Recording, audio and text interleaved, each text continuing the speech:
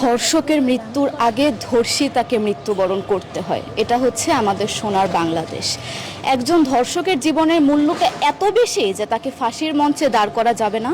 আমরা বাংলাদেশে কয়জন ধর্ষকের নাম জানি যাকে কঠোর থেকে কঠোরতম শাস্তি দেওয়া হয়েছে, যাকে ফাঁসির মঞ্চে দাঁড় করা হয়েছে? আমরা কি আদৌ কেউ জানি না। অথচ আমরা কতগুলো যারা ধর্ষিত হয়েছে তাদের নাম জানি, অনেক বড়। এই লিস্ট আসলে অনেক বড়, বলে শেষ করা যাবে না।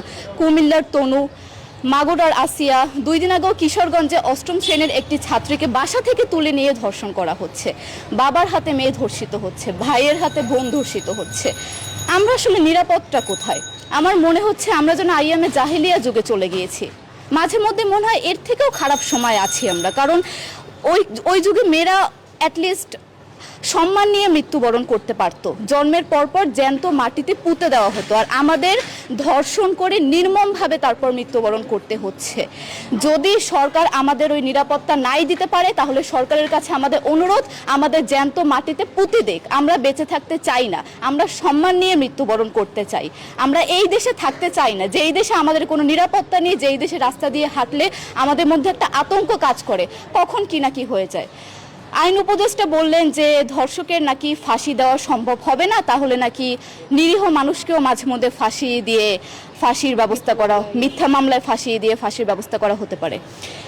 আইন উপদেষ্টার কাছে আমার প্রশ্ন, আল্লাহ না করুক আজকে যদি আপনার কাছের কেউ, আপনার বোন অথবা আপনার স্ত্রী অথবা আপনার মেয়ের সাথে যদি এরকম কোনো কিছু হতো, আপনি কি আসলে এটা বলতে পারতেন যে না, ধর্ষককে ফাঁসি দেওয়া যাবে না?